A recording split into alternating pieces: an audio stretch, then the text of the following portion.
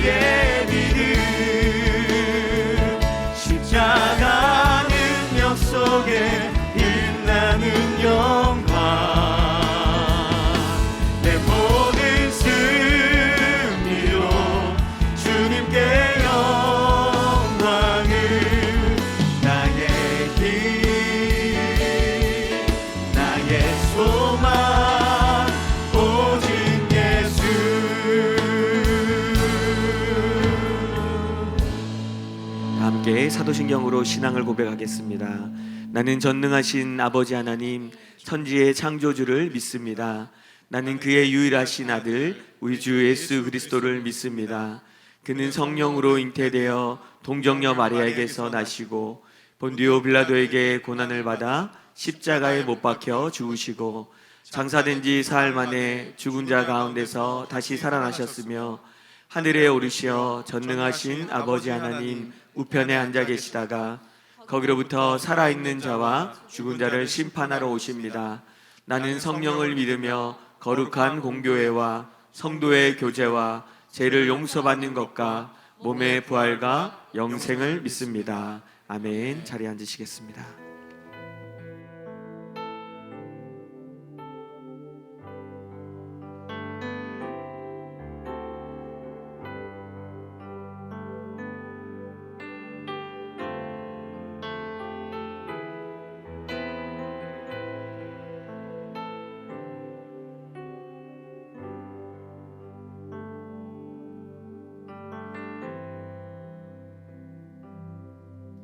거룩한 「 이름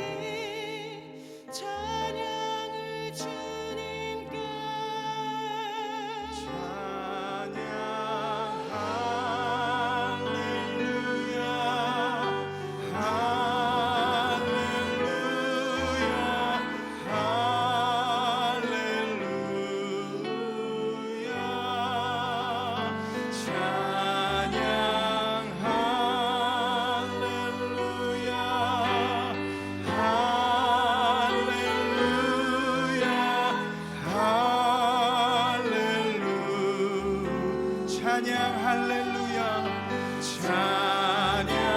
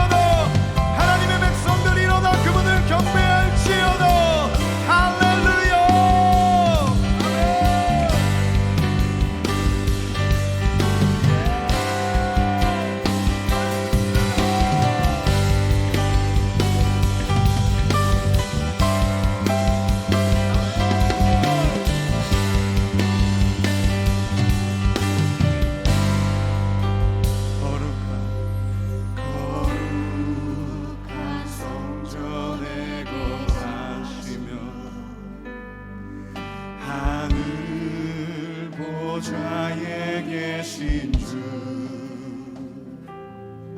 주가 베푸신 모든 사랑 우리 찬양을 주님께 오 아름다운 주의 영광 승리의 함성 들리네 죽임 당하신 어린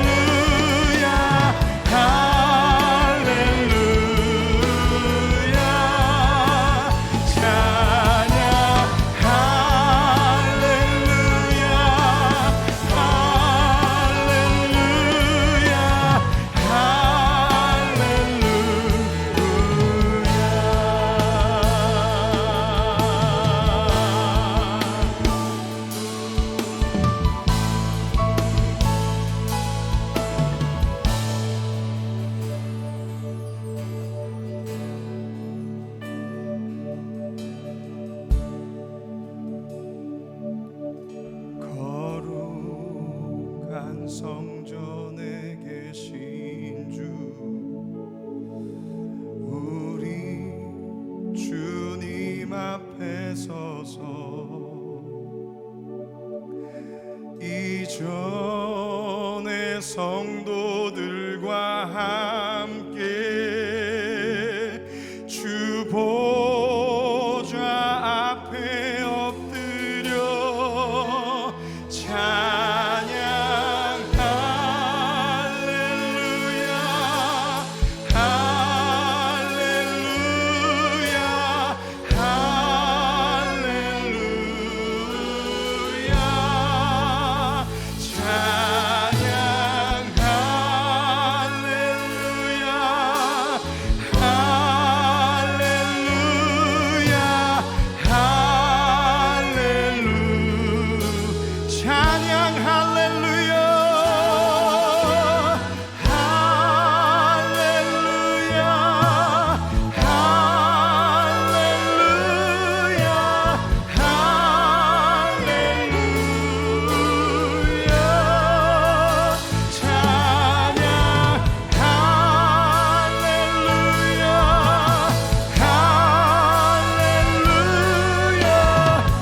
찬양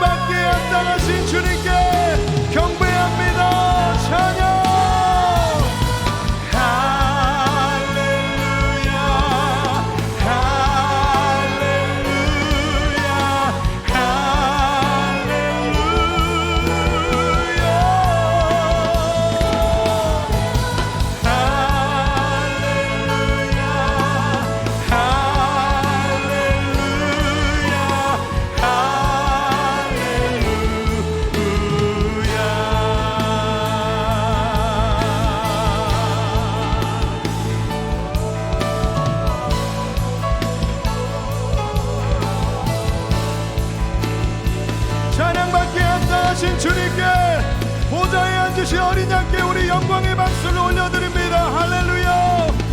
주님만이 영광을 받으소서. 아버지만이 찬양을 받으시옵소서. 우리가 경배를 드릴 유일한 분 구원자 예수 그리스도 주님 한 분뿐이십니다. 다른 이름 없습니다. 주님의 위엄 앞에 모든 무릎이 꿇어지며 주님만을 경배합니다. 잠들어있던 영혼들이 깨어나 주님을 예배합니다. 할렐루야. 이것 가운데 주님의 나라가 임함을 선포합니다. 아버지의 통치가 임함을 선포합니다. 주님 하늘의 문을 여시고 보좌에 앉으신 주의 영광을 보게 하소서. 할렐루야.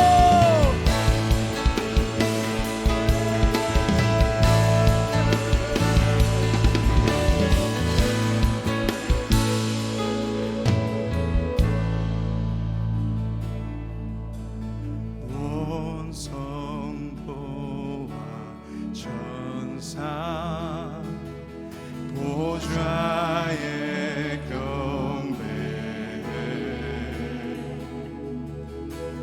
모든 장로들 멸류관을 드리네. 어린 양에 주는 존귀하신 분,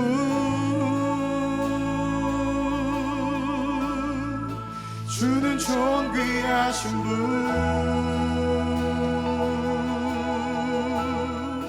만물 주께 나와 주께 돌아가니 영광 받으소서.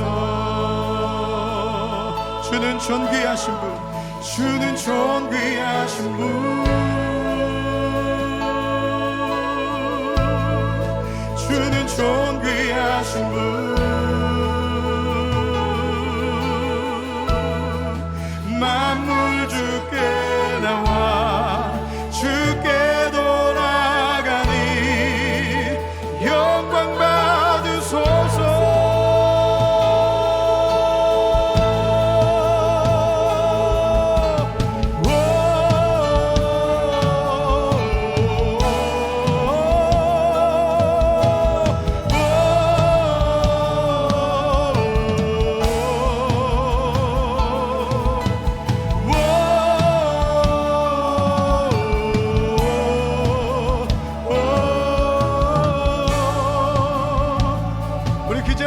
일어나서 경배합시다. 온 성도와 천사들이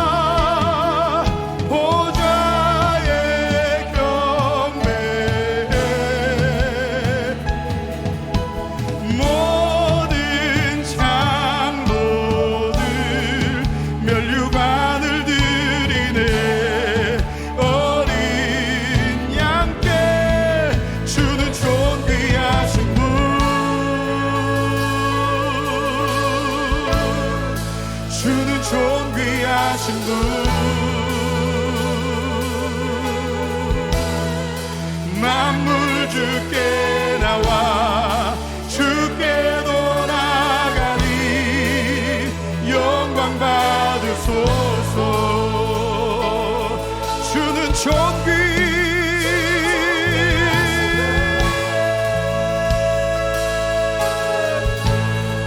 주는 존귀하신 분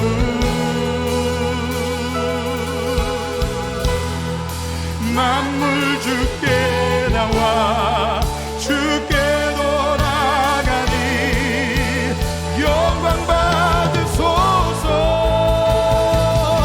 주는 존귀하신 분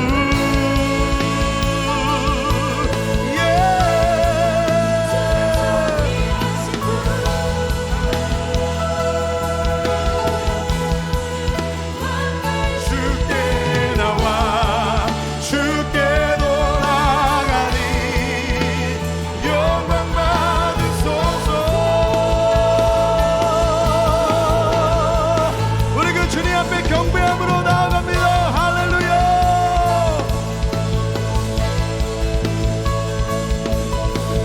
주님의 보좌 앞에 셀 수 없는 무리들이 나와 주님을 경배합니다. 우리의 기도가 주님께 상달됩니다. 우리의 예배가 주님께 올라갑니다. 할렐루야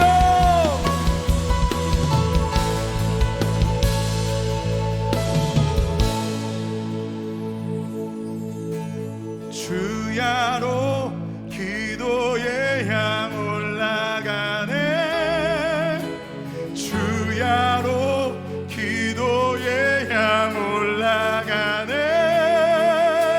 주야로 기도의 향 올라가네 주야로 기도의 향 올라가네 주야로 기도의 향 올라가네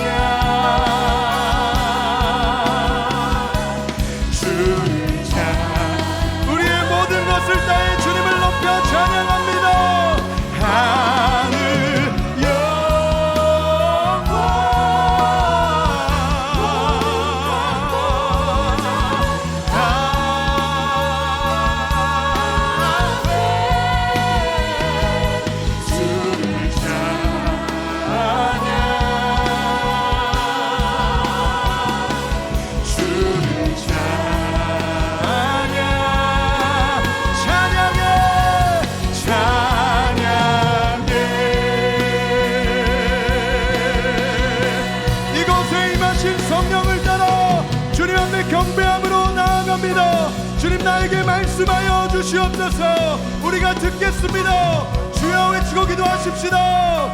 주여.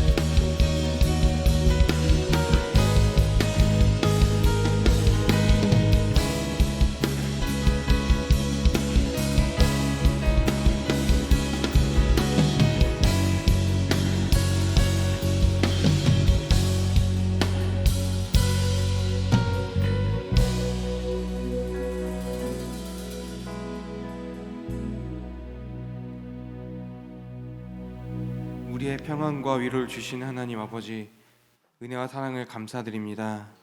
어려운 상황 속에서도 우리를 예배자로 불러주셔서 주님께 영광 돌리게 하시니 감사합니다. 이 예배 가운데 주님의 임재가 가득하길 소망합니다. 지난 한 주간도 살아가면서 주님이 원하시지 않는 일들을 하고 나의 만족과 유익을 위해서 일했던 죄악된 우리 모습을 주님께 고백합니다. 나를 위해 일하여 얻었던 것들이 내가 한 것처럼 의기양양해지고 내 능력인 것처럼 나의 일을 드러내고 어떤 일을 실패하면 자기 합리화를 하며 불평 불만을 쏟아내는 부끄러운 모습을 보며 우리의 한계를 봅니다. 이런 우리의 연약한 모습을 용서하여 주시옵소서. 여전히 코로나로 인한 여러 가지 제한으로 인해 많은 영혼들의 삶이 지치고 힘들어져서 어려움을 겪고 있습니다. 이러한 상황 가운데 하나님을 놓지 않고 만나는 영혼들도 있지만 이것으로 인해 예배에 제한이 걸린 사람들이 있고 어느새 그것에 익숙해져서 일상이 되어지고 주님의 부르심에 반응하지 못하여 삶의 우선순위가 다른 것이 되어져 버린 안타까운 영혼들에게 주님의 은혜가 다시 필요하오니 주님이 그들의 삶을 다시 만져주시고 다시 주님께 돌아올 수 있도록 인도하여 주시옵소서. 말씀을 들을 때에 이러한 상황 가운데 들려주시는 주님의 음성에 귀 기울이게 하여 주시옵소서. 삶 속에 있는 수많은 갈등과 선택의 순간에서 현명하게 대처할 수 있는 것들을 말씀을 통하여서 깨닫게 하셔서 주님이 원하시는 뜻대로 우리의 삶을 변화시켜 주시옵소서. 아가서 말씀을 듣고 있습니다. 신랑 되신 예수 그리스도께서 우리를 향한 마음과 행하시는 모든 일에 신부된 우리가 동행하고 하나님 나라를 이루는 자들이 되게 하여 주시옵소서. 말씀 전하시는 목사님께 기름 부으심이 가득하고 말씀 한 구절 한 구절 전파되어질 때마다 하나님을 나타내는 모든 수식과 표현들에게 영광이 드러나게 하여 주시옵소서. 예배를 통해 영광을 받으시고 사랑과 은혜를 베푸시는 하나님, 이 시간 드려지는 예배가 신령과 진정으로 드려지는 예배가 되게 하여 주시옵소서. 이 자리에 모인 자들과 영상을 통해 모인 자들 한 사람도 구경하는 객이 되지 않게 하여 주시고 모든 마음을 주님께 드리는 귀한 시간이 되게 하여 주시옵소서. 주님의 치유와 위로가 필요한 모든 자들을 손잡아 주시고 모든 문제를 주님 앞에 내려놓고 기도하며 나아갈 때에 놀라운 회복의 역사가 일어나게 하여 주시옵소서. 어려운 시간 속에서 하나님의 확장을 위해 애쓰고 노력하는 지체들과 보이지 않는 것들에서 주님의 일을 묵묵히 감당해내고 있는 주님의 일꾼들에게 큰 축복을 허락하여 주시옵소서. 오직 한 분만을 예배하는 이 시간에 임재하는 하나님의 영광을 보고 만나기 원합니다. 오늘 드려진 예배의 모든 순간을 주님께 맡겨드리며 이 모든 말씀 예수님의 이름으로 기도합니다. 아멘.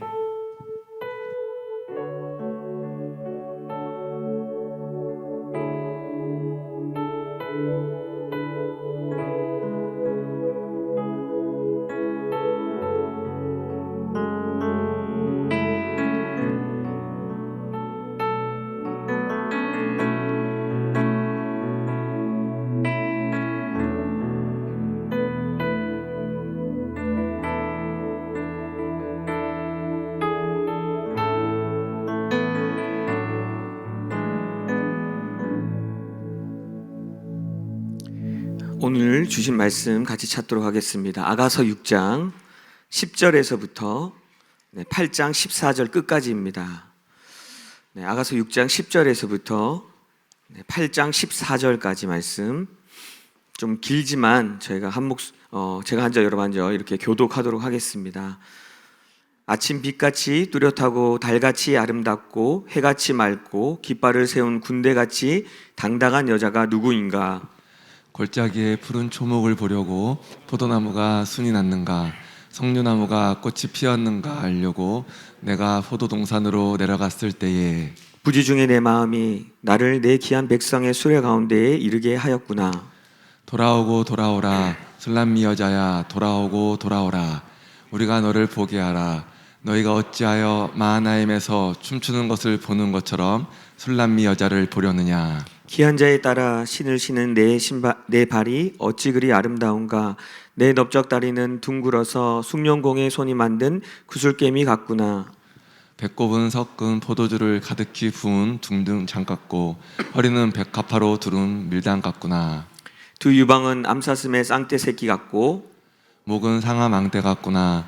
눈은 해수보온 바드랍빔 문 곁에 있는 연못 같고 코는 다메색을 향한 레바논 망대 같구나. 머리는 갈멜산 같고 드리온 머리털은 자줏빛이 있으니 왕이 그 머리카락에 매였구나. 사랑아, 내가 어찌 그리 아름다운지 어찌 그리 화창한지 즐겁게 하는구나. 내 키는 종려나무 같고 내 유방은 그 열매송이 같구나. 내가 말하기를 종려나무에 올라가서 그 가지를 잡으리라 하였나니 내 유방은 포도송이 같고 내 콧김은 사과 냄새 같고 내 입은 좋은 포도주 같을 것이니라. 이 포도주는 내 사랑하는 자를 위하여 미끄럽게 흘러내려서 자는 자의 입을 움직이게 하느니라. 나는 내 사랑하는 자에게 속하였도다. 그가 나를 사모하는구나. 내 사랑하는 자야, 우리가 함께 들로 가서 동네에서 유숙하자. 우리가 일찍 일어나서 포도원으로 가서 포도홈이 돋았는지 꽃술이 퍼졌는지 석류꽃이 피었는지 보자. 거기에서 내가 내 사랑을 내게 주리라. 합한채가 향기를 뿜어내고 우리의 문 앞에는 여러 가지 귀한 열매가 새것 묵은 것으로 마련되었구나. 내가 내 사랑하는 자 너를 위하여 쌓아둔 것이로다. 내가 내 어머니의 젖을 먹은 오라비 같았더라면 내가 밖에서 너를 만날 때에 입을 맞추어도 나를 없이 여길 자가 없었을 것이라. 내가 너를 이끌어 내 어머니 집에 들이고 내게서 교훈을 받았으리라. 나는 향기로운 술 곧 석류즙으로 내게 마시게 하겠고 너는 왼팔로는 내 머리를 고이고 오른손으로는 나를 안았으리라. 예루살렘 딸들아, 내가 너에게 부탁한다. 내 사랑하는 자가 원하기 전에는 흔들지 말며 깨우지 말지니라. 그의 사랑하는 자를 의지하고 거친 들에서 올라오는 여자가 누구인가. 너로 말미암아 내 어머니가 고생한 곳, 너를 낳은 자가 애쓴 그곳, 사과나무 아래에서 내가 너를 깨웠노라. 너는 나를 도장같이 마음에 품고 도장같이 팔에 두라. 사랑은 죽음같이 강하고 질투는 수월같이 잔인하며 불길같이 일어나니 그 기세가 여호와의 불과 같으니라. 많은 물도 이 사랑을 끄지 못하겠고 홍수라도 삼키지 못하나니 사람이 그의 온 가산을 다 주고 사랑과 바꾸려 할지라도 오히려 멸시를 받으리라. 우리에게 있는 작은 누이는 아직도 유방이 없구나. 그가 청혼을 받는 날에는 우리가 그를 위하여 무엇을 할까? 그가 성벽이라면 우리는 음망대를 그 위에 세울 것이요 그가 문이라면 우리는 백향목 판자로 두르리라. 나는 성벽이요 내 유방은 망대 같으니 그러므로 나는 그가 보기에 하평을 얻은 자 같구나. 솔로몬이 바알하몬에 포도원이 있어 지키는 자들에게 맡겨두고 그들로 각기 그 열매로 말미암아 은천을 바치게 하였구나. 솔로몬 너는 천을 얻겠고 열매를 지키는 자도 200을 얻으려니와 내게 속한 내 포도원은 내 앞에 있구나. 너 동산에 거주하는 자야, 친구들이 내 소리에 귀를 기울이니 내가 듣게 하려무나. 같이 읽겠습니다. 내 사랑하는 자야, 너는 빨리 달리라. 향기로운 산 위에 있는 노루와도 같고 어린 사슴과도 같아라. 아멘. 우리 서로 축복하겠습니다. 바라보시면서 우리 또 서로 축복합시다. 우리 하나님이 당신을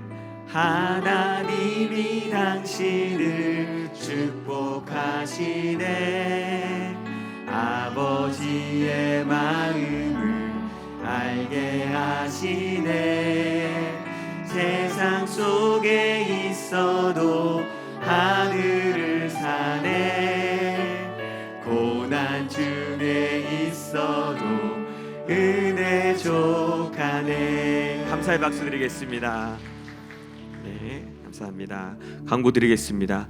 저희가 이제 사람들도 많아지고 하는데 저희가 아기들이 많이 태어났습니다. 그래서 저 예배 참석 시 본당 오른쪽에 있는 자모실에는 자매분들만 출입을 좀 부탁을 드립니다. 왜냐하면 수유를 하는데 우리 수유를 위해서 좀 장소가 부족해서 자매들만 계시면 여기 내려서 소리를 들으면서 설교를 들으실 수 있기 때문에 형제님은 차별하는 건 아닙니다. 네, 여기 나오셔서 예배를 잘 드려주시면 될 것 같습니다.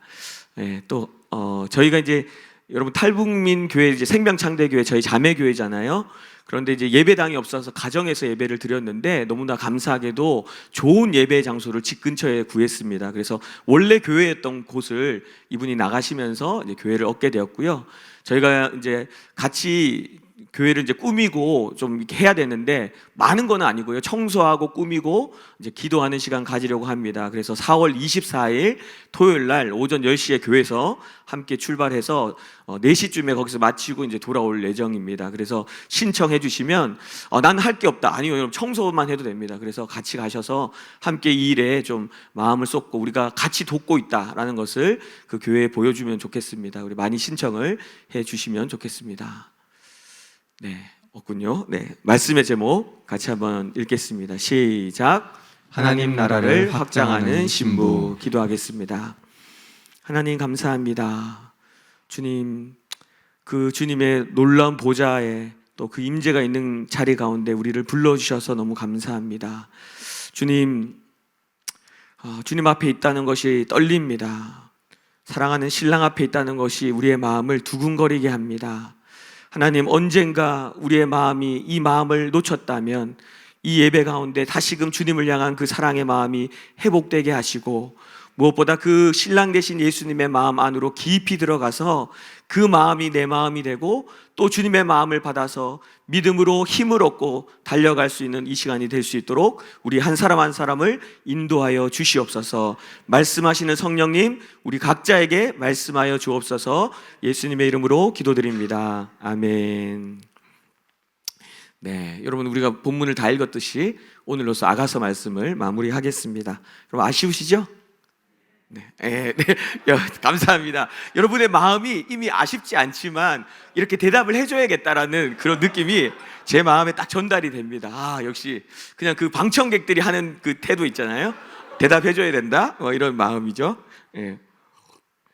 네, 하지만 다음 주부터 이제 전도서가 있으니까 또 기대하며 갔으면 좋겠습니다. 저희가 이제 앞에는 부활주일이라서 다른 말씀을 나눴는데 이 앞에 아가서 설교에서 고난을 통과한 신부가 신랑의 약속대로 건세를 가진 모습으로 변화된 것들을 우리가 보고 말씀이 끝이 났습니다.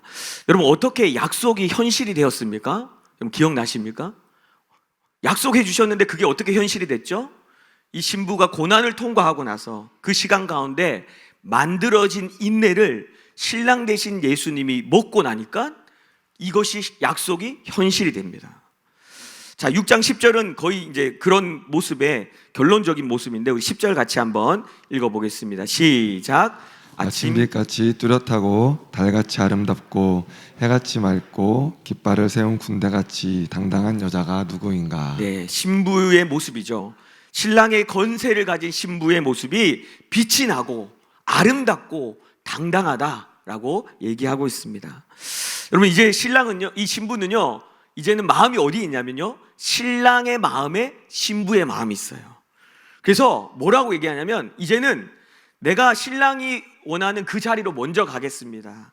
사명의 자리로 가겠습니다라고 신부가 얘기를 합니다. 자, 그 마음을 잘 보여주는 구절이 7장 10절에서 12절입니다. 같이 한번 읽겠습니다. 시작.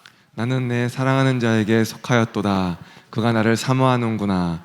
내 사랑하는 자야, 우리가 함께 들로 가서 동네에서 유숙하자. 우리가 일찍 일어나서 포도원으로 가서 포도움이 돋았는지 꽃술이 퍼졌는지 석류꽃이 피었는지 보자. 거기에서 내가 내 사랑을 내게 주리라. 네, 여러분 신부가 뭐라고 얘기하냐면 먼저 신부가 얘기하는 거예요. 신랑한테 우리가 먼저 들로 가요. 먼저 포도원으로 가요. 여러분 이전에 2장에서 장면 기억나시죠? 신랑이 와가지고 신부한테 얘기합니다. 나의 사랑하는 자야, 내 어여쁜 자야, 일어나서 나랑 함께 가자. 여러분 신부가 어떻게 좋아요 아니죠? 신랑 먼저 가세요. 혼자 가세요. 저 귀찮아요. 저 결점 많아요. 힘든 거 많아요. 가기 싫어요. 여러분 이 신부가 이렇게 얘기했는데 지금 신부가 어떻게 하냐면 먼저 신랑한테 가가지고 같이 포도원으로 가요. 들러 가요. 라고 얘기하고 있습니다. 완전히 바뀌었죠. 그러면서 뭐라고 얘기까지 하냐면 신랑이 가꾸는 포도원을 내가 가꿈으로 신랑에게 나의 사랑을 드리겠습니다 라고 얘기합니다. 여러분 처음에 아가서를 읽으면요 많은 사람들이 이렇게 봅니다. 아가서는 신랑과 예수님과 신부인 교회의 사랑의 책이구나. 네, 맞습니다. 사랑의 책이 맞습니다. 그런데 여러분 아가서를 보면 볼수록요 이 책이 사역의 책이라는 것을 알게 돼요. 여러분 이것은 분리가 될 수가 없습니다. 사랑하면 사랑할수록 섬기게 되고요, 섬기면 섬길수록 사랑하게 됩니다. 이게 분리가 안 돼요. 여러분 사랑 받기 위해서 섬기는 거 아니에요. 나 이렇게 안 하면 사랑 못 받을 거야. 아니요. 나 밥 안 지어주면 우리 남편한테 사랑 못 받을 거야. 아니요. 여러분 사랑하기 때문에 섬기는 거예요. 사랑하기 때문에 말씀을 지키는 겁니다. 자, 요한복음 14장 15절 같이 읽겠습니다. 시작. 너희가 나를 사랑하면 나의 계명을 지키리라. 네, 사랑하기 때문에 지키는 거예요. 이 신랑의 사랑을 받는 신부는 신랑 대신 예수님 저 그냥 쉬고 싶어요. 저 그냥 누워 있을래요. 이렇게 반응하지 않습니다. 여러분 베드로는 예수님을 사랑했지만 3번 부인하죠. 그런데 부활하신 예수님 베드로에게 다시 찾아오셔서 물으세요. 뭐를 물으십니까? 네가 나를 사랑하느냐. 자, 요한복음 21장 15절 같이 읽겠습니다. 시작. 그들이 조막 먹은 후에 예수께서 시몬 베드로에게 이르시되 요한의 아들 시몬아 내가 이 사람들보다 나를 더 사랑하느냐 하시니 이르되 주님 그러하나이다. 내가 주님을 사랑하는 줄 주님께서 아시나이다. 네. 이르시되 내 어린 양을 먹이라 하시고. 여러분 베드로가요 너 나 사랑하냐? 예전에는 저 당연히 사랑하죠. 다 버려도 전 예수님 사랑해요. 이렇게 얘기했는데요 너 실패한 뒤에 너 나 사랑하냐? 사랑하냐고 물으니까 베드로가 뭐라 얘기하냐면 자기의 사랑을 확신하지 않습니다. 여러분 예수님을 안 사랑해서 이렇게 고백하는 게 아니에요. 자신의 열정과 사랑보다 예수님의 마음이 더 크다는 것을 깨달았어요. 네, 주님을 사랑합니다. 그러나 그것조차도 제 마음이 주님 안에 있을 때 가능하다는 것을 제가 이제 알았습니다. 이런 고백을 하는 거예요. 여러분 우리가 막 확신하잖아요. 전 절대 안 그럽니다. 여러분 인간은 그런 확신을 할 수 있는 존재가 아닙니다. 신부는 이제 자신이 신랑 안에 있고 신랑과 연결될 때만 온전해질 수 있다는 것을 알았습니다. 그럼 베드로에게 예수님이 이제 내 어린 양을 먹이라 얘기하죠. 여러분 왜 이렇게 얘기합니까? 이것이 예수님을 향한 사랑의 표현이기 때문이에요. 여러분 이미 신부는 알았어요. 신랑이 어디에 관심 있는지를 6장 2절에 보면 봤어요. 신랑이 어디 있냐? 신랑은 저기 동산에 가서 양들을 먹이고 있고 그 양들의 정결함을 따서 주워 담고 있다. 여러분 이것을 신부가 알게 됐어요. 그렇구나. 신랑을 기쁘시게 하는 것이, 신랑을 사랑하는 것이 무엇이냐? 양들을 돌보는 것이구나. 결국 예수님을 사랑하는 것은 예수님의 양들을 돌보고 그들을 세우는 것과 연결되어 있습니다. 그러자 신부는 이제 하나님의 나라를 확장하는 것에 자기 자신을 던져버립니다. 내가 여기에 내 삶을 던지겠다라고 하는 거죠. 여러분 오늘 설교의 제목이 무엇이었습니까? 하나님의 나라를 확장하는 신부입니다. 자, 그러면 이 신부가 어떻게 하나님 나라를 확장해 가는가? 중요한 원리가 오늘 3가지가 나옵니다. 진짜 중요한 원리인데 여러분 잘 들어보시면 좋겠습니다. 이 6장 11절 말씀을 먼저 한번 읽겠습니다. 시작. 골짜기에 푸른 초목을 보려고 포도나무가 순이 났는가 석류나무가 꽃이 피었는가 알려고 내가 호도 동산으로 내려갔을 때에. 네, 여러분 하나님 나라를 확장하는 첫 번째 그림은 뭐냐면요 바로 하나님의 나라의 씨에 집중한다는 거예요. 하나님 나라 씨에 집중하는 거. 자, 6장 10절이 조금 어려운데 쉽게 번역하면 이겁니다. 신부가요 초목과 순 아름다운 꽃이 피었는지를 보려고 동산으로 내려갔어요. 이게 지금 동사들이 다 뒤에 붙는 게 조금 잘못 붙었어요. 내가 꽃이 피었는가 알려고 내려갔을 때가 먼저 붙어야 됩니다. 내려가 봤는데 무엇이 보였냐면요, 거기서 호두를 보았다는 거예요. 내가 열매가 있는지 보려고, 꽃이 있는지 보려고 밑으로 내려가 봤어요. 동산으로 가봤더니 거기서 호두 알죠 여러분? 호두는 씨의 그런 가실 아닙니까? 씨앗입니다. 이걸 봤다는 거예요. 여러분, 레바논은 호두가 유명합니다. 레바논의 호두는 으깨 가지고요 기름으로 만듭니다. 매우 값진 기름이라서 여러분, 호두로 만든 기름 잘 못 드셔보셨죠? 비싸서 저희도 수입을 잘 안 합니다. 굉장히 비싸고 고급 기름입니다. 여러분, 신부가 풍성한 열매를 보러 갔는데 그곳에서 죽어야 되는 씨를 본 겁니다. 여러분, 하나님의 나라의 특징은요, 화려하고 풍성한 것 같지만 거기서 보여지는 가장 중요한 열매는 뭐냐면 씨앗이에요. 하나님의 나라는 씨가 중요해요. 죽어야 다시 사는 씨가 바로 하나님 나라의 특징이에요. 여러분, 하나님의 나라가 확장되면 확장될수록 그 중심에 화려하고 아름다운 꽃이 있는 것이 아니라 하나님의 나라의 씨앗이 보여진다는 거예요. 여러분, 이 열매가 너무너무 중요합니다. 자, 요한복음 12장 23절 24절 같이 한번 읽겠습니다. 시작. 예수께서 대답하여 이르시되 인자가 영광을 얻을 때가 왔도다. 내가 진실로 진실로 너희에게 이르노니 한 알의 밀이 땅에 떨어져 죽지 아니하면 한 알 그대로 있고 죽으면 많은 열매를 맺느니라. 여러분, 예수님이 영광을 얻을 때라고 얘기하면서 뭘 얘기합니까? 오히려 씨앗이 땅에 떨어져 죽을 것에 대해서 말씀하십니다. 여러분, 이 원리를 모르는 사람들은 화려한 것을 보고 사역에 뛰어들어요. 여러분, 100이면 100 다 실패합니다. 여러분, 사역의 자리는 열매를 따먹는 자리가 아니라 내가 죽어야 하는 자리이고요, 내가 으깨져야 하는 자리예요. 그럼 그것을 모르기 때문에 사역하다가 다 넘어져요. 아, 왜 이런 열매가 없어요? 왜 이런 좋은 거 없어요? 여러분, 이미 그렇지 않은데 이 원리를 몰라서. 신부는 분명 열매를 보려고 내려갔습니다. 맞습니다. 열매가 있겠지? 내려갔는데 열매는 보이지 않고 씨만 보이는 거예요. 근데 여러분, 이 씨가 핵심입니다.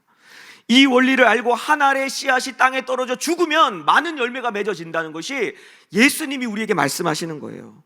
그러면 목사님, 열매는 대체 언제 나타나는 겁니까? 저한테 그렇게 질문하시는데, 열매가 나타나는 것은요, 카이로스의 때에 하나님은 아십니다. 하나님의 때에 열매가 나타나게 돼 있어요. 그 전까지는 하나님의 나라는 씨앗의 형태로 계속해서 흘러갑니다. 제가 에스더 1장을 이전에 설교하면서 이 하나님의 씨에 대해서 나눈 적이 있었습니다. 아브라함을 부르신 다음에 하나님이 아브라함에게 뭘 약속하십니까? 큰 민족을 이루겠다. 여러분, 민족이 뭔지 아시죠? 나라를 이루겠다는 거예요. 근데 아브라함은 아들이 있습니까? 없습니까? 아들이 없어요. 아들이 한 명도 없는 사람한테 내가 민족을 이루겠다 해, 너한테. 그러더니 100살 돼서 아들을 진짜 주셔요. 와, 주셨다. 몇 명? 한 명. 여러분, 약속의 자녀는 이삭 한 명입니다. 많은 자녀를 주시지 않습니다. 씨만 주십니다. 그 밑으로 또 씨 2명, 또, 근데 약속의 자녀 한 명이에요. 한 명씩 씨만 계속해서 주세요. 여러분, 가나안 땅에 씨만 주신 이유 말씀드렸죠? 여러분, 가나안 민족은 융화되려는 성격을 가지고 있기 때문에 거기서 많아지면 하나님의 백성들이 이방인들과 섞이게 됩니다. 절대로 많아지면 안 됩니다. 반대로 요셉의 형제들이 애굽에 내려갔을 때부터 여러분, 기하급수적으로 하나님께서 그 이스라엘 민족을 불리십니다. 밥 먹고 아기만 낳았다. 제가 우리 차 목사님의 계산 방식으로 1인 한 사람당 20명을 낳아야 된다. 이 정도로 불어나려면 여러분, 20명, 네, 참 생각만 해도 자매들에게 정말 마음에 죄송한 마음이 제가 드는 것 같아요. 네, 그런데 여러분, 왜 거기서부터 많아집니까? 여러분, 이 애굽은요, 가나안과 달라가지고 절대로 육아를 싫어해요. 섞이는 걸 싫어해요. 너희들 땅 줄 테니까 저기 가서 살아라. 여러분, 거기서부터 하나님이 이스라엘 백성을 엄청나게 불리시는 거예요. 그 전까지는 씨만 주십니다. 여러분, 이것이 하나님의 나라의 그림이에요. 여러분, 현실적으로 보면 씨는 아무것도 아니에요. 아무런 능력도 없어 보여요. 근데 여러분, 씨가 생명이에요. 씨가 없이는 절대로 열매는 만들어지지 않습니다. 여러분, 정말 작은 것처럼 보이지만 하나님은 그 작은 씨들을 통해서 엄청난 하나님의 나라의 일을 준비하고 계셨습니다. 자, 마태복음 13장 31절 32절 읽겠습니다. 시작. 또 비유를 들어 이르시되 천국은 마치 사람이 자기 밭에 갖다 심은 겨자씨 한 알 같으니 이는 모든 씨보다 작은 것이로되 자란 후에는 풀보다 커서 나무가 되매 공중의 새들이 와서 그 가지에 깃들이느니라. 네, 예수님은 하나님의 나라를 뭘로 무슨 비유로 얘기하십니까? 겨자씨로 비유하세요. 하나님의 나라인데 겨자씨와 같이, 사람들이 볼 때는 거의 씨앗이라 보이지도 않아요. 그런데 나중에는 그 씨를 통해서 어마어마한 숲을 이루고 많은 사람들이 쉬게 될 것이다. 이것이 하나님의 나라의 원리라고 얘기하십니다. 여러분, 사역의 열매가 화려하지 않아도 됩니다. 남들이 볼 때 풍성하지 않아도 됩니다. 여러분, 그런데 씨는 존재해야 돼요. 선교사님들의 어려움이 무엇입니까? 오랫동안 수고해도 열매가 잘 맺혀지지 않는다는 거예요. 그러나 낙심할 필요가 없습니다. 제가 아는 선교사님도 요르단에 선교하러 가셨는데 5년 동안 5년 지나는 그 5년째에 딱 한 명의 친구를 사귀었어요. 그 전까지는 열매가 하나도 없었어요. 그렇게 사귄 심형제라는 형제가 얼마 후에 예수님을 영접합니다. 그리고 그 다음에 6년째에 두 번째 형제인 쿠 형제가 예수님을 영접합니다. 여러분, 정말 더뎌 보이죠? 열매만 따지면 너무너무 초라합니다. 그런데 여러분, 하나님의 나라는 그렇지 않아요. 씨가 있니? 씨가 만들어지고 있어? 여러분, 아이를 키우는 엄마들의 느끼는 고통이 무엇입니까? 아이를 키우는 일이 어떻게 보면 대단한 가치 있는 일처럼 보이지 않아요. 여러분, 세상의 관점으로 보면 그렇게 보입니다. 왜냐하면 세상은요, 계속해서 성공한 사람들을 보여줍니다. 자, 너도 할 수 있어. 이 사람처럼 성공한 사람들을 보여주면서. 그런데 열매가 없으면 실패한 사람처럼 느끼게 만들어요. 세상은 우리에게 꽃을 보여달라고 얘기하고 열매를 보여달라고 얘기하기 때문입니다. 근데 여러분, 하나님은 우리한테 뭘 요구하신다고요? 씨를 요구하세요. 너 많은 열매? 아니, 씨가 있니 너한테? 씨앗이 만들어지고 있어? 너를 통해 씨가 만들어지고 있니? 라는 것을 나한테 물으신다는 거예요. 여러분, 엄마들 그런 점에서 너무너무 중요한 하나님의 나라의 일을 하고 계십니다. 목장 리더 여러분들, 낙심하지 마십시오. 내가 이렇게 한다고 뭐가 달라질까요? 네, 여러분, 씨들이 만들어집니다. 여러분, 그것을 믿으셔야 합니다. 그것을 바라보셔야 됩니다. 자, 6장 12절 말씀을 같이 한번 읽어보겠습니다. 시작. 부지 중에 내 마음이 나를 내 귀한 백성의 수레 가운데에 이르게 하였구나. 네, 부지 중에 나도 모르게 내 마음, 네페시라는 단어인데 영입니다. 영. 나도 모르게 내 영이 이 원리를 깨닫고 나서 보니까 귀한 백성의 수레 가운데 이르게 하고, 여러분, 귀한 백성, 귀한이라는 단어는 나디브라는 단어인데 자발적인 거침없는 이라는 뜻을 가지고 있습니다. 그러니까 여러분, 얘기하면 이래요. 내가 처음에는 성공하고 싶고 뭔가 이루어야 될 것 같고 사람에게 인정받아야 할 것 같은 생각으로 가득 찼을 때는 내 영이 부담을 갖고 있었는데 어느 순간 이 원리를 깨닫고 나서 보니까, 아, 하나님의 나라는 씨앗이구나. 씨앗이 죽어야 또 다른 씨앗이 맺혀지고 결국엔 나중에 열매가 맺히는구나 라는 이 원리를 알고 나서 보니까 이제는 거침없이 두려움 없이 부르심을 향해 달려갈 수 있게 되었다라는 말씀이 바로 이겁니다. 신부가 그걸 알고 나니까요, 거침없이 달려가는 거예요. 열매? 아니, 나는 씨를 보고 달려가겠어. 주저없이 달려가요. 여러분, 이 원리를 알게 되면요, 사람들의 인정을 뛰어넘게 됩니다. 눈에 보이는 것을 뛰어넘게 됩니다. 왜냐하면 하나님의 나라는 씨앗이라는 것을 알고 전진하기 때문이죠.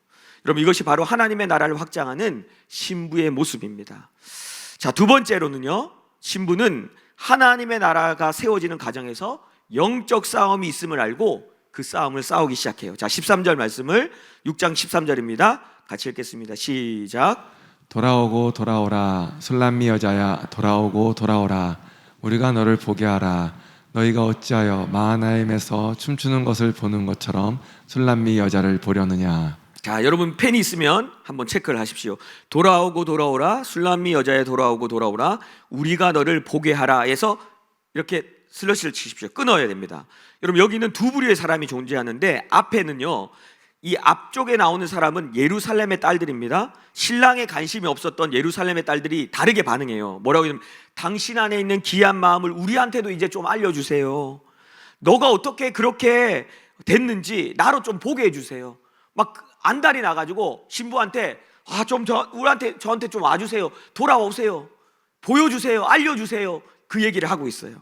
여기가 한 부류입니다. 뒤에는 또 다른 부류가 등장합니다. 너희가 어찌하여 마하나임에서 춤추는 것을 보는 것처럼 술람이 여자를 보려나. 여러분 펜으로 마하나임에서 춤추는 것을 보는 것처럼 갈로를 딱 치세요. 여러분 여기 번역이 뒤로 가야 되는데 중간에 있어서 번역이 좀 헷갈립니다. 자, 두 번째 분류가 뭐라고 얘기하냐면, 너희가 어찌하여 뒤로 갑니다. 술람미 여자를 보려 하는가. 근데 그 술람미 여자가 어떻게 하고 있냐면 마하나임에서 춤추는 것을 추는 것처럼 행동하고 있어요. 자, 제가 되도록 쉽게 지금 여러분에게 최대한 쉽게 설명을 해드리고 있습니다. 그러니까 두 번째 부류의 사람이 이 여자 뭐 볼 거 있다고, 아니 그 술람이 여자 뭐 볼 거 있다고, 신부가 뭐 볼 거 있다고 라고 비꼬고 있습니다. 그런데 내려가봤자 단지 마하나임에서 춤을 추는 것만 보게 될 거다, 비꼬고 있는데 거기에 비꼬는 말과 신부가 반응하는 행동이 함께 들어있습니다.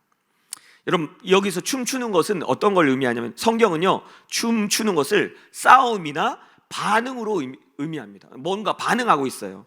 그럼 마하나임이 이제 중요한데, 마하나임이란 뜻이 하나님의 군대라는 뜻인데, 여러분 이게 어디에서 나오냐면요, 야곱이 마하나임이란 땅에서 하나님의 천사 군대를 만납니다. 자, 창세기 32장 2절 같이 한번 읽어보겠습니다. 시작.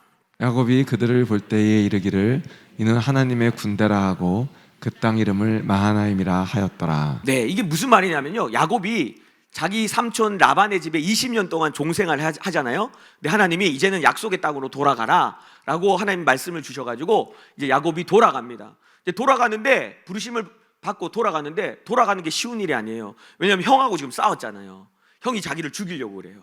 돌아가면 형하고도 풀어야 되고 여러 가지 문제들이 있습니다. 근데 이제 돌아가는 가정이에요. 약속의 땅으로 돌아가는 가정일 뿐입니다. 그냥 형제 간의 인간적인 갈등처럼 보입니다. 그런데 하나님이 돌아가려고 하는데 갑자기 어느 장소에서 그림을 보여주세요. 천사들이 와가지고 정비가 딱 돼 있는 거예요. 군대가 싸울 준비를 하고 실제로 싸움을 시작합니다. 천사들이. 그걸 야곱이 봤어요. 여러분 이게 무슨 말이냐면, 그래서 거기에 이름을 마하나임, 하나님의 군대라고 지역의 이름을 붙여버립니다. 여러분 야곱이요, 영적인 존재들이 싸우는 그림을 보면서 이 일이 단순히 육적인 사건이 아니라 영적인 일이구나, 영적 전쟁이구나 라는 그 원리를 깨달았다는 거예요. 여러분 우리가 볼 때는 그냥 이 사람과 사람과의 관계의 문제처럼 보여요. 근데 실제로 아닌 경우들이 더 많습니다. 여러분 지금 야곱이 그걸 봤다는 거예요. 나는 집으로 돌아가는 일뿐이었는데, 나는 그냥 형과의 그 갈등과 해결하려고 가는 것뿐이었는데, 하나님이 보여주시는 것은 이건 영적 전쟁이야. 군대의 싸움을 보여주시는 거예요. 여러분 신부가요, 신랑을 향해서 마음을 들이면서 더 순결하게 나가려고 하니까 한쪽에서는 감탄합니다. 박수 쳐줘요. 근데 한쪽에서는요, 그게 뭐가 대단하다고, 그거 뭐 볼 거 있다고 하면서 무시하고 깎아내리는 모습이 나타나는 겁니다. 여러분 이것이 바로 신부가 신랑을 따라갈 때 보여지는 영적 싸움의 그림이에요. 여러분 하나님의 나라를 누가 세울 수 있는지 아십니까? 바로 영적 싸움이 있다는 것을 아는 사람이 세울 수 있습니다. 내가 하나님을 따라가고 내가 하나님 나라 세우려고 하면요, 갑자기 일이 술술 잘 풀리느냐? 여러분 그런 일은 잘 일어나지 않습니다. 착하게 목사님 제가요 좋은 마음 가졌는데요, 왜 잘 일이 안 풀립니까? 좋은 마음으로 시작하려는데 왜 어려움이 생기는 거죠? 하나님 너무하신 거 아닙니까? 내 좋은 마음으로 시작한 거 잘한 겁니다. 그런데 여러분 영적 싸움에 대한 이해가 전혀 안 되어 있다는 게 문제예요. 눈에 보이는 것 뒤에 영적 싸움이 있다는 것을 아는 사람만이 하나님의 나라를 확장할 수 있어요. 여러분 정말 그 일이 중요하면요, 오히려 신기하게도 내가 그 일을 하려고 하잖아요, 방해가 더 많습니다. 여러분 잘 아셔야 됩니다. 방해가 많아요? 여기 뭔가 중요한 게 있구나. 평소에 일어나지 않는 어려움이 생깁니다. 저는 진짜 이런 경험을 많이 하는데 제가 중요한 설교인지 아닌지 확인하는 방법이 너무 쉽습니다. 이번 주에 설교가 중요한가 안 중요한가 너무 쉽습니다. 여러분, 안 중요한 설교를 하잖아요. 그 주에 저는 너무너무 아무런 어려움이 없어요. 그냥 진짜. 근데 중요한 설교를 준비하잖아요. 그 주에는 와, 정말 환란이 많고 싸움이 많아요. 왜 그렇게 사건이 많이 터지는지, 왜 그렇게 어려운 일들이 많이 일어났는지, 왜 그렇습니까? 신부의 마음을 꺾으려는 세력이 있기 때문이에요. 여러분, 하나님의 나라는 눈에 보이는 대로만 반응하면 절대로 돌파를 경험할 수 없습니다. 자, 에베소서 6장 12절 말씀 같이 읽겠습니다. 시작. 우리의 씨름은 혈과 육을 상대하는 것이 아니요 통치자들과 권세들과 이 어둠의 세상 주관자들과 하늘에 있는 악의 영들을 상대함이라. 네, 여러분, 하나님 나라는 영적 전쟁에서 승리할 때만 임하게 됩니다. 여러분, 통치의 원리가 그래요. 누가 나를 다스릴 건가? 여러분, 이 싸움에서 싸움을 합니다. 통치하는 싸움을. 누가 우리의 가정을 다스릴 것인가? 누가 우리 교회를 다스릴 것인가? 싸워서 이기는 쪽의 다스림을 받습니다. 어둠이 이기면 어둠의 통치를 받는 거고, 빛이 이기면 빛의 통치를 받는 거예요. 그러면 어떻게 싸웁니까? 네, 여러분, 기도로 싸웁니다. 마가복음 9장 29절 같이 읽겠습니다. 시작. 이르시되 기도 외에 다른 것으로는 이런 종류가 나갈 수 없느니라 하시니라. 네, 기도 외에는 다른 방법이 없다. 저는 대학 시절 선교단체 할 때는요, 앉아서 기도만 하는 사람들이 너무너무 답답했습니다. 제가 원래 기질이 행동하는 좀 약간 행동파입니다. 그러니까 앉아서 기도만 하는 사람들이 답답한 거예요. 행동해야 되는데 기도만 하니까. 근데 여러분, 지금은요, 앉아서 기도하지 않는 사람을 보면 너무너무 답답합니다. 저 사람은 어떤 자신감이 있길래 기도하지 않지? 대체 어떤 백이 있길래 저렇게 자신 있게 기도하지 않으면 살 수가 있지? 여러분, 겉으로 보기에는 멀쩡해도요, 많은 가정과 교회들이 어둠의 통치 아래 살아가고 있어요. 좋은 게 좋다고 여기면서 기도로 싸우지를 않습니다. 여러분, 목장 모임 안에서 젠틀하게 오늘은요, 지난주는요, 그 커피 한잔 마시면서 막 이렇게, 여러분, 그렇게 나누고 돌아가지 마세요, 제발. 함께 기도하고 전투하고 가셔야 돼요. 제가 이번 주에 이런 일이 있었는데요, 기도해 주세요. 제 어머니가 아프신데 기도해 주세요. 같이 기도하고 싸우고 가셔야 되는데, 우리 다음 주에도 커피 한잔 할까요? 뭐 이러면서 여러분, 물론 커피 한잔 하셔도 됩니다. 커피를 저도 사주셔도 되고 한잔 하셔도 돼요. 그런데 여러분, 그것만 하고 가지 말라는 겁니다. 여러분, 하늘마음교회 헤븐빌드 1단계는 강의에서요, 영적 싸움의 원리를 가르쳐요. 여러분, 영적 싸움은 비현실주의자들이 하는 것이 아닙니다. 오히려 진짜 본질을 보는 자들이 할 수 있는 싸움입니다. 여러분, 이 땅에서 우리가 하나님 나라 확장하려면 반드시 이 싸움이 있습니다. 여러분, 이제 신부는요, 이걸 하는데 뒤로 물러나지가 않아요. 춤추고 있어요. 싸움을 싸우고 있어요. 신부에겐 이미 신랑이 준 건세가 있습니다. 그 건세를 사용해서 영적 싸움을 싸웁니다. 자, 두 번째까지 나눴고요. 이제 7장의 내용은 제가 이제 설명을 시간이 없기 때문에 그냥 내용만 잠깐 설명해 드리고 그냥 가겠습니다. 7장 1절에서 5절까지는요, 예루살렘의 딸들이 이제 신부를 향해서 그런 신부를 칭찬하는 내용이 1절에서 5절이에요. 이건 누가 얘기한다고요? 예루살렘의 딸들이 칭찬하는 겁니다. 자, 6절에서 9절까지는 신랑 대신 예수님의 칭찬입니다. 이 칭찬에 대한 확증이죠. 맞아, 정말 이 신부는 그렇게 아름다워 라고 얘기해 주는 겁니다. 그리고 10절에서 12절 앞에서 읽었습니다. 신부가 고백하죠. 뭐라고요? 먼저 신랑한테 우리 사명의 자리로 가요, 저 포도원으로 가요, 양떼를 돌보러 가요, 이 부르심의 자리로 가자고 말하고 있습니다. 그리고 나서 여러분, 신부인 교회가 하나님의 나라의 일을 감당하게 될 때 주어지는 축복이 있어요. 복이 있습니다. 그게 13절에 나옵니다. 자, 13절을 같이 한번 읽도록 하겠습니다. 시작. 합한채가 향기를 뿜어내고 우리의 문 앞에는 여러 가지 귀한 열매가 새것 묵은 것으로 마련되었구나. 내가 내 사랑하는 자 너를 위하여 쌓아둔 것이로다. 네, 이 하나님의 나라를 위해 뛰고 있는 신부에게 신랑이 주는 이 선물이 있습니다. 세 가지로 등장하는데, 첫 번째가 뭐냐면 합한채인데요. 한번 사진 한번 보여주세요. 합한채는 가지가에 속하는 식물인데 이렇게 생겼습니다. 별로 예쁜 것 같지도 않고 저게 저도 잘 모르겠어요. 그런데 고대는요, 이 합한채가 부부 관계에 좋다고 여겨졌었고요.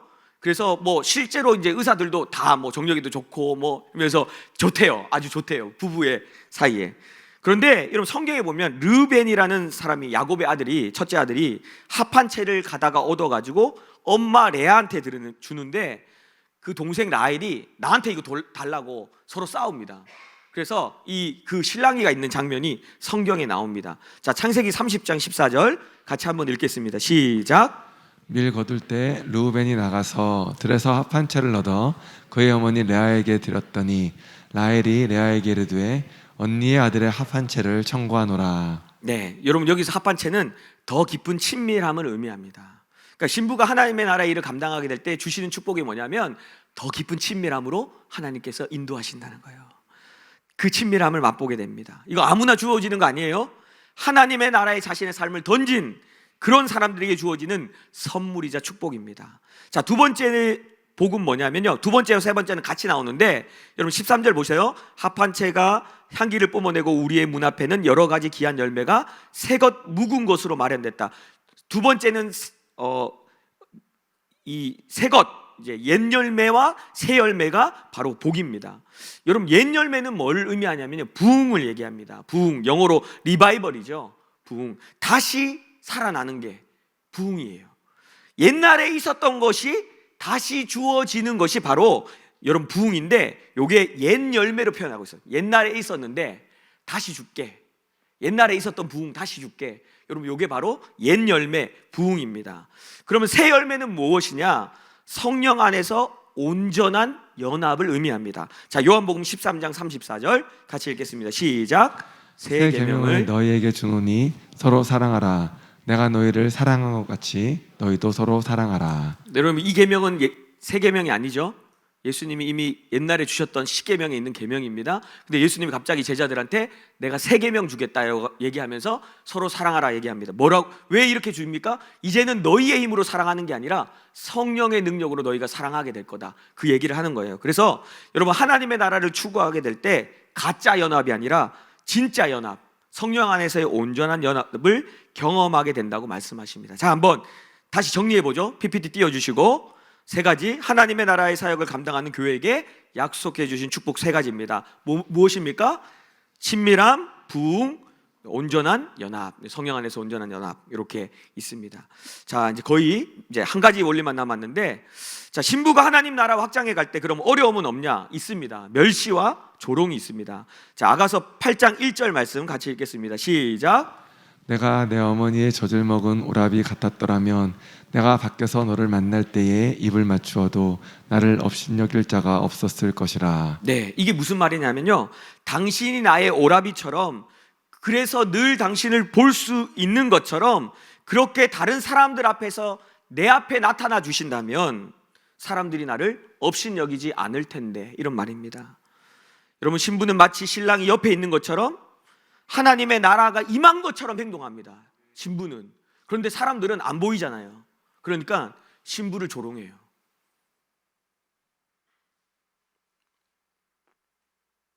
너는 왜 그러냐? 꼭 그렇게 해야 되냐? 너만 예수 믿냐? 꼭 그렇게 믿어야 되냐? 좋은 게 좋은 거 아니냐? 자신의 모든 타당한 이유와 합리적인 말을 쏟아냅니다. 신부는 보이니까, 신랑이 느껴지니까 행동하는데 안 보이는 사람들은 비꼬아요. 조롱해요. 그러니까 신부가 어떤 마음이 드냐면, 지금 이 시간에 저 얘기를 듣는 이때 주님이 내 앞에 나타나 주셔서 그것을 증명해 보여주시면 내가 이런 말을 듣지 않아도 될 텐데. 여러분 시련이죠. 어려움입니다. 그러나 시련이 왔을 때 신부가 포기하느냐? 여러분 전혀 아니에요. 어떻게 반응하냐면요, 3절 말씀 8장 3절 같이 읽겠습니다. 시작. 너는 왼팔로는 내 머리를 고이고 오른손으로는 나를 안았으리라. 네, 너는 이렇게 표현해서 그런데 신랑이여 나를 왼팔로 내 머리를 고여주시고 오른손으로 나를 안아주세요. 여러분 이제 신랑의 안김으로 위로받습니다. 포기하지 않습니다. 다른 거 찾아가지 않습니다. 다른 사람 찾아가지 않습니다. 예수님의 품에 꼭 안겨 있습니다.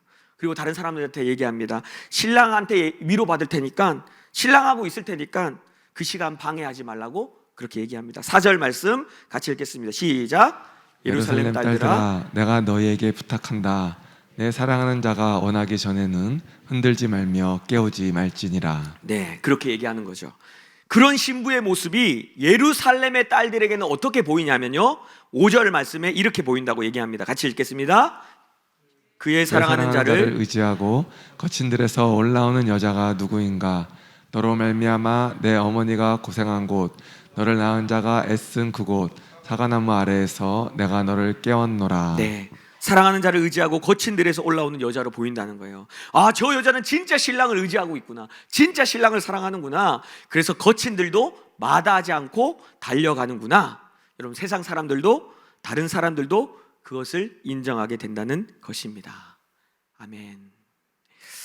네, 그리고 하나님 나라를 확장하는 마지막 원리가 이제 6절에 나옵니다. 이제 마지막 세 번째 원리인데요, 사실 이것은 확장이라고 말하기보다 하나님 나라의 마침표를 찍는 원리입니다. 마지막 때를 살아가는 우리들에게 주어지는 정말 중요한 말씀입니다. 자, 6절 말씀 같이 읽겠습니다. 시작. 너는 나를 도장같이 마음에 품고 도장같이 팔에 두라. 사랑은 죽음같이 강하고 질투는 수월같이 잔인하며 불길같이 일어나니 그 기세가 여호와의 불과 같으니라. 네, 이 신랑이 뭐라고 하면, 너는 나를 도장같이 마음에 품고 도장같이 팔에 두라. 뭐 너무 어렵게 표현했는데 마음에 도장을 찍으라는 거예요. 네 마음에 나의 사랑의 도장을 찍어버려라. 이거는 죽음보다 강하다, 그 표현입니다. 세 번째 원리는 하나님 나라의 확장의 마지막 원리는 마음에 사랑의 도장을 찍고 주님을 맞이할 준비를 한다는 것입니다. 이게 하나님 나라의 마지막 원리예요. 신랑의 말이 너는 마음에 나의 도장을 찍으라, 주님의 사랑의 도장을 찍으라. 여러분, 도장을 찍는 게 무슨 의미가 있습니까? 여러분, 혹시 집 계약해 보셨습니까? 해보셨잖아요. 네, 도장을 딱 찍죠. 도장 안 찍는 사람 없습니다. 도장을 찍습니다. 도장은 확증을 의미합니다. 나는 주님의 것입니다. 말로만이 아니라 도장을 찍는 것은 확증을 의미하죠. 근데 여러분, 지금 예수님은 눈에 보이는 도장이 아니라 신랑의 사랑의 도장으로 내 마음에 도장을 찍어라고 얘기합니다. 맞아, 예수님 진짜 날 사랑하셔. 예수님은 나를 위해 기꺼이 자기의 목숨을 희생하셨어. 나를 절대로 버리지 않으셔. 감정의 기반을 둔 그런 것을 넘어서 말씀과 약속에 근거한 사랑으로 내 마음에 예수님의 사랑의 도장을 딱 찍어버리는 거예요. 정말 그 주님은 살아계시고 나를 사랑하신다. 여러분, 왜 이런 얘기를 지금 하고 있냐면요, 마지막 때 성도에게는 여러분 이 도장이 반드시 필요하기 때문입니다. 여러분, 사단은 자기의 마지막을 감지하고 있습니다. 지금 이제 주님 오실 날이 멀지 않았고, 그날은 사단의 심판의 날입니다. 자기가 불못에 던져질 날이 얼마 남지 않았다는 걸 알아요. 그래서 발악하고 있습니다.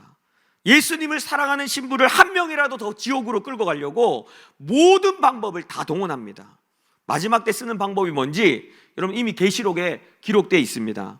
사단이 적그리스도라는 짐승에게, 사람입니다. 근데 사단이 이 적그리스도에게 자기의 건세를 줍니다. 힘을 줍니다. 그래서 그 적그리스도로 하여금 사단을 숭배하게 만들고 경배하게 만듭니다. 그렇지 않은 성도들을 핍박하죠.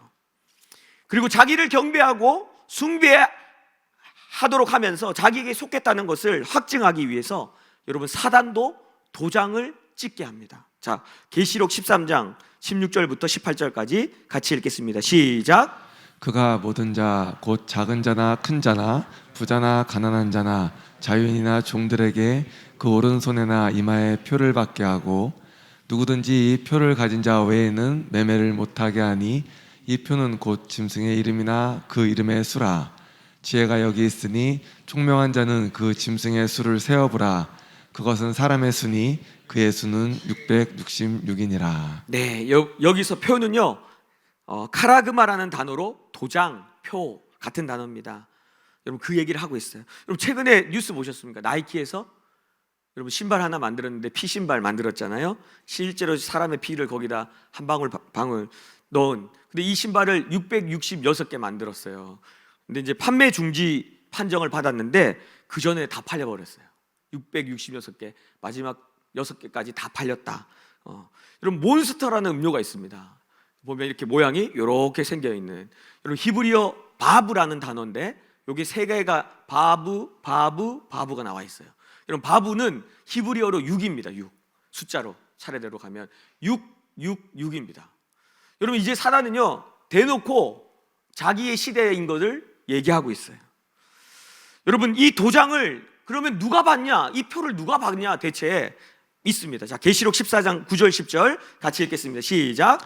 또 다른 천사 곧 셋째가 그 뒤를 따라 큰 음성으로 이르되 만일 누구든지 짐승과 그의 우상에게 경배하고 이마에나 손에 표를 받으면 그의 하나님의 진노의 포도주를 마시리니 그 진노의 잔에 섞인 것이 없이 부은 포도주라. 거룩한 천사들 앞과 어린 양 앞에서 불과 유황으로 고난을 받으리니. 네, 여러분 이 표를 받는 것은 무엇을 의미하냐면 짐승과 우상에게 경배한다는 의미다.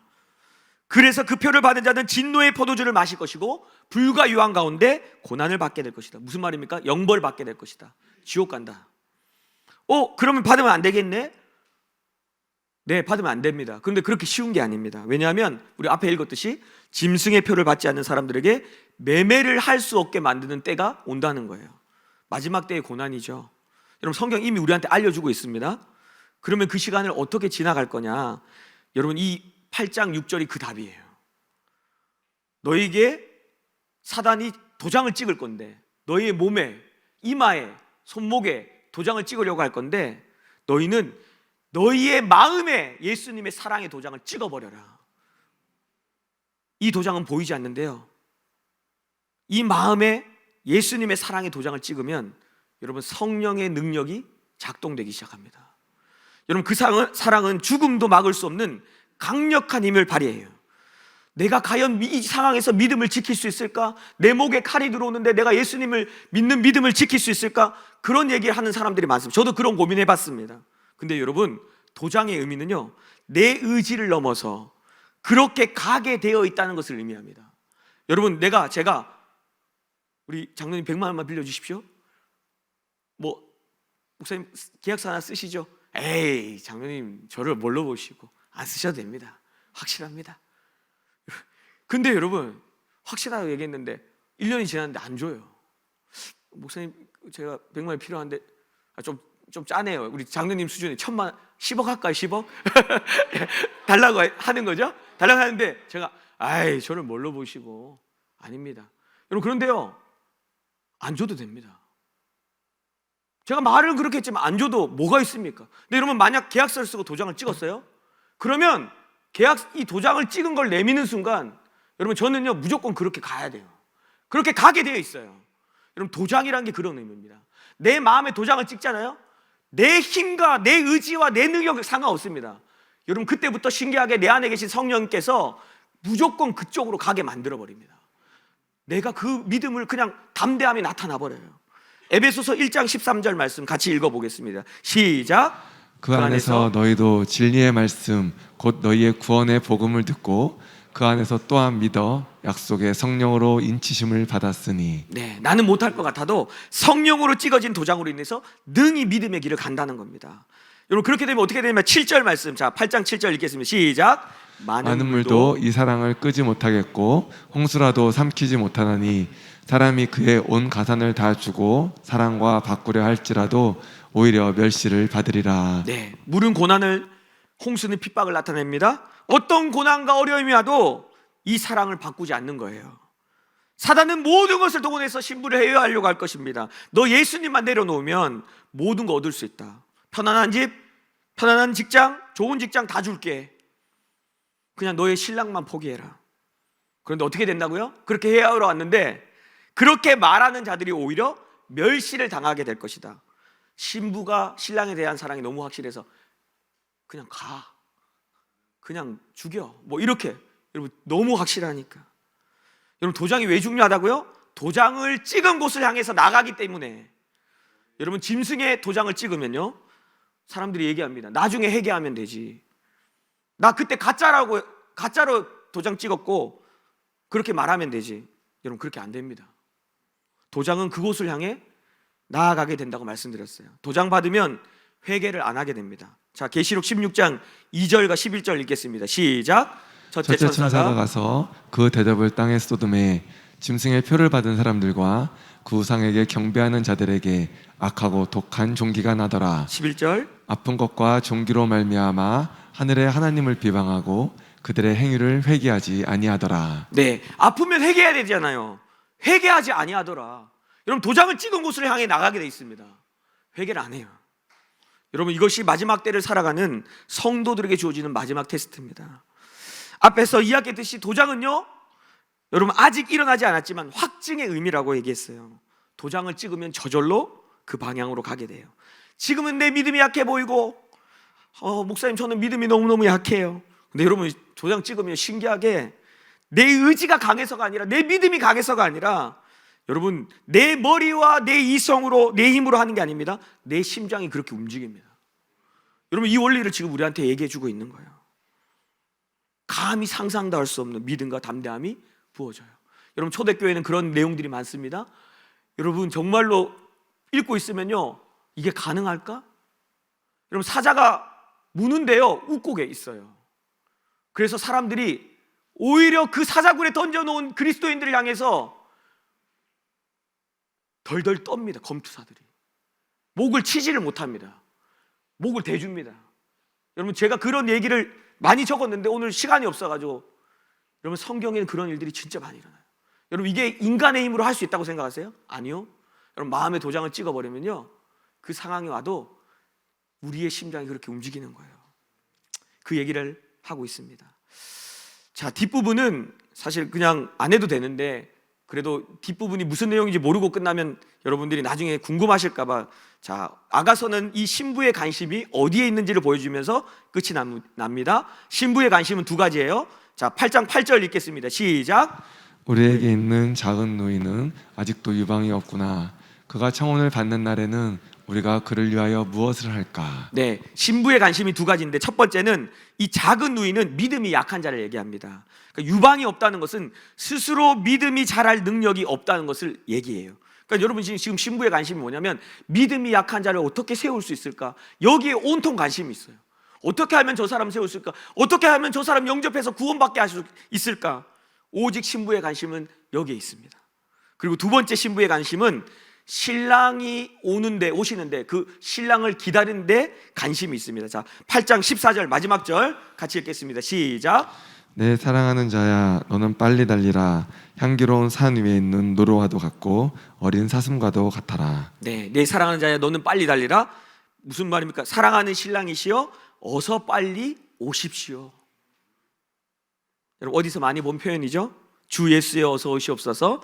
계시록 마지막, 성경의 마지막 계시록 22장 결론이 이겁니다. 자, 22장 20절 같이 읽겠습니다. 시작.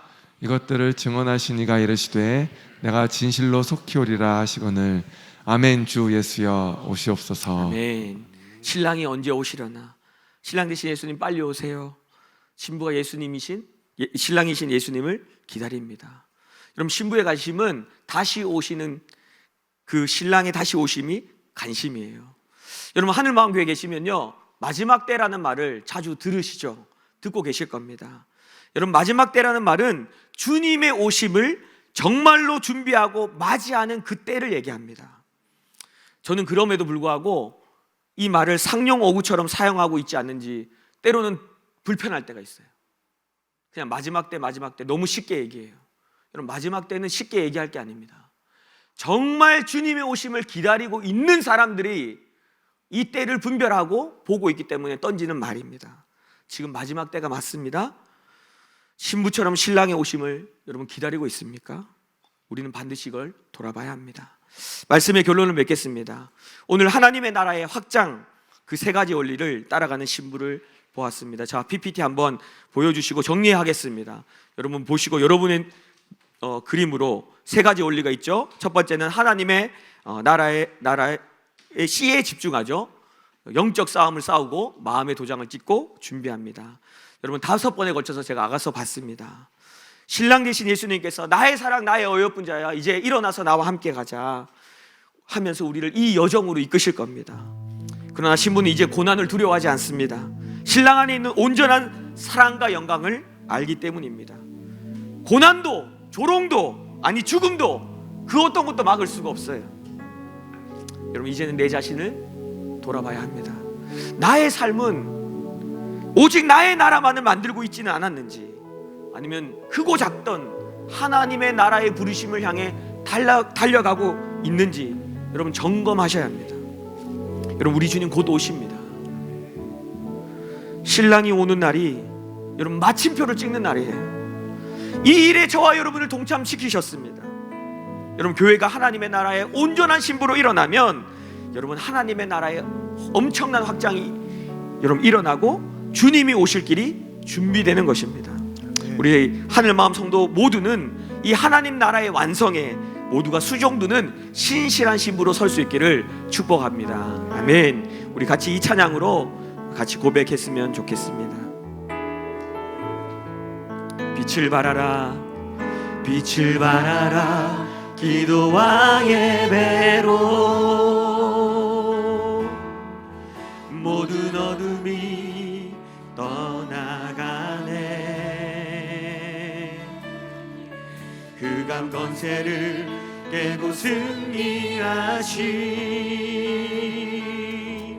영광의 왕 예수 그리스도. 빛을 발하라, 빛을 발하라, 기도와 예배로 그의 나라 이를 꿈꾸라. 그의 나라와 의를 구할 때 이 모든 것을 더하시리라. 생존을 넘어 경계를 넘어 기도와 예배로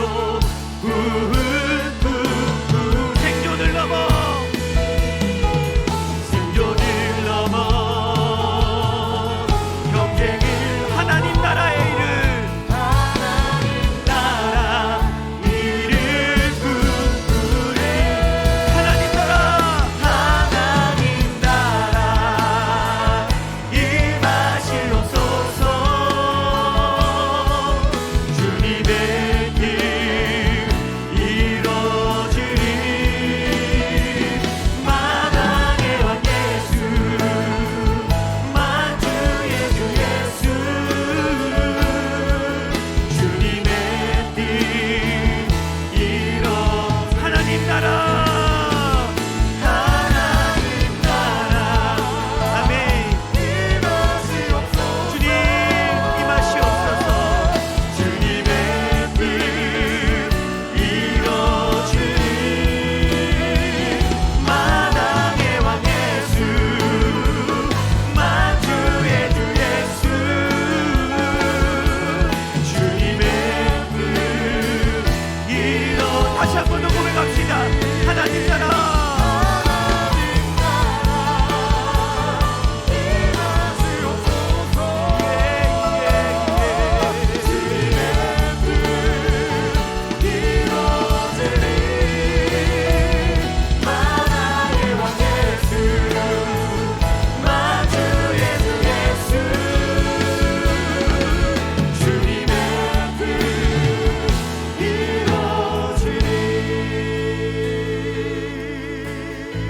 여러분, 우리 모두를 하나님의 나라를 세우는 자로 부르셨습니다. 여러분, 그렇기 때문에 우리는 모두가요 하나님 나라의 씨앗입니다. 여러분, 세상은 열매가 중요하다고 얘기하지만 여러분, 하나님은 씨가 중요하다. 하나님 나라는 열매보다 씨가 중요합니다. 여러분, 하나님 나라의 이 씨앗의 원리를 깨닫고 내가 어디에 삶을 집중해야 하는지, 어디에 삶을 던져야 하는지 정확하게 알게 하여 주시옵소서. 그래서 진짜 하나님 나라의 씨들을 만들어내고 하나님의 나라를 확장하는 자로 살아가게 하여 주시옵소서. 주여 부르고 기도합니다. 주여, 주여. 주님, 그렇습니다. 주님, 우리의 삶에 낙심하고 좌절하고 절망하고 열매가 없으므로 주님 낙심했던 모든 시간들 주님 아버지 원력을 따르는 이 씨앗들을 벌면서 주님, 우리가 믿음으로 전진하게 하여 주시옵소서. 주님, 이 원리를 우리 너의 마음 깊이 새기게 하셔서 우리가 가는 곳곳마다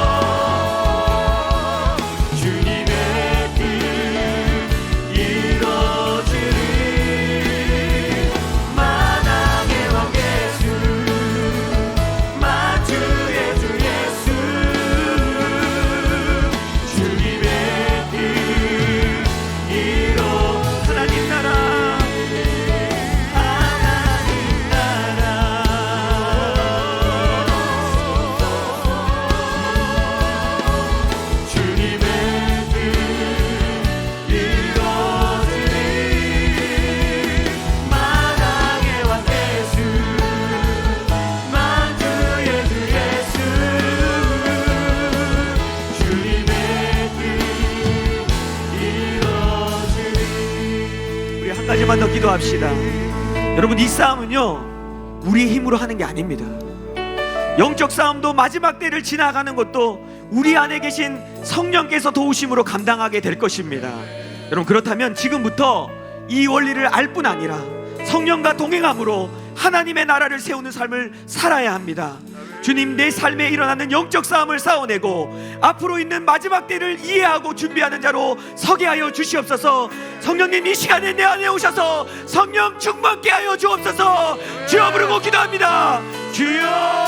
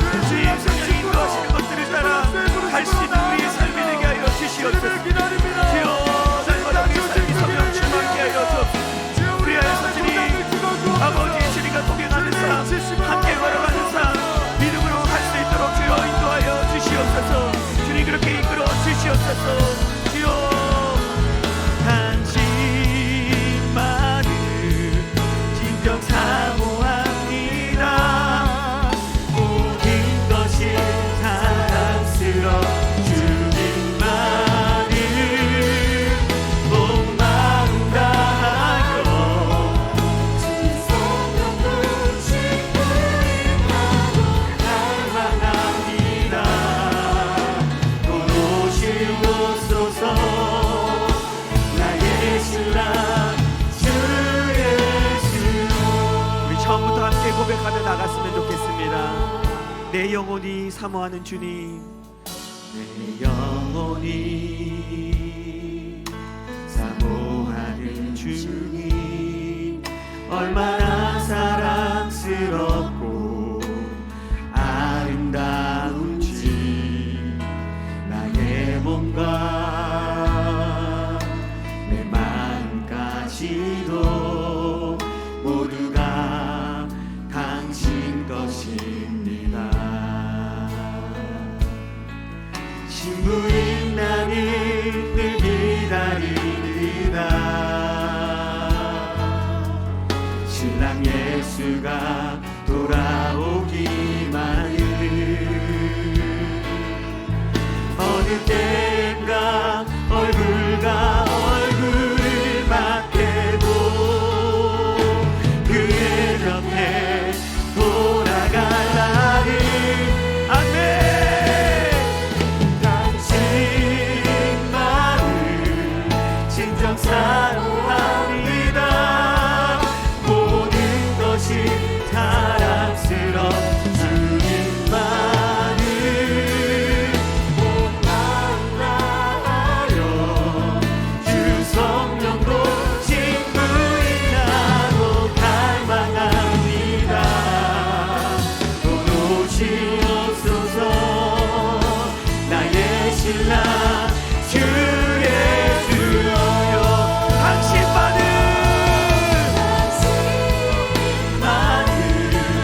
진정 사모합니다.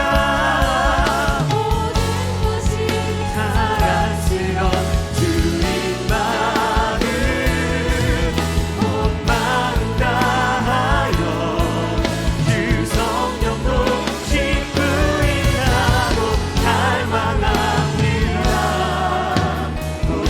도우시옵소서. 나의 신랑 주 예수여.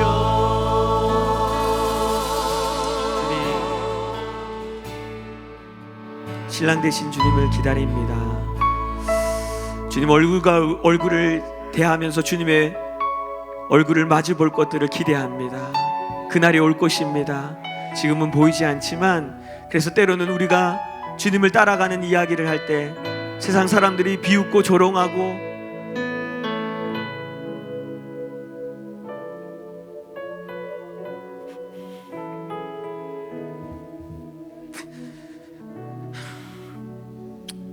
얘기할 수 없는 말을 한다고 얘기할 때가 있지만, 주님, 우리가 주님을 만나는 그날에 기쁨으로 주님을 대할 것입니다. 주님, 우리를 사랑하셔서 이 하나님 나라의 일에 우리를 동참시켜 주셔서 감사합니다.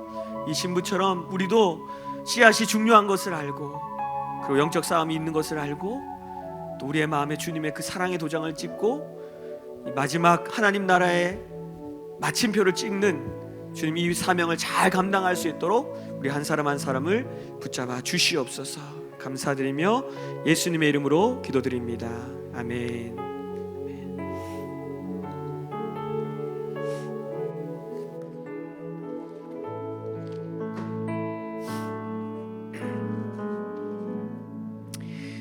범사에 감사합니다. 서준영 장로님 가정에서 드리셨고요. 하나님이 주신 주인 되심에 참 감사합니다. 신랑 되신 예수님 참 감사합니다. 사랑합니다. 우리 이진규 청년, 우리 조경 집사님 들으셨고요. 하나님 나라를 확장하는 신부로 살게 하시는 주님께 감사드립니다. 김민규 목사 가정에서 드렸습니다.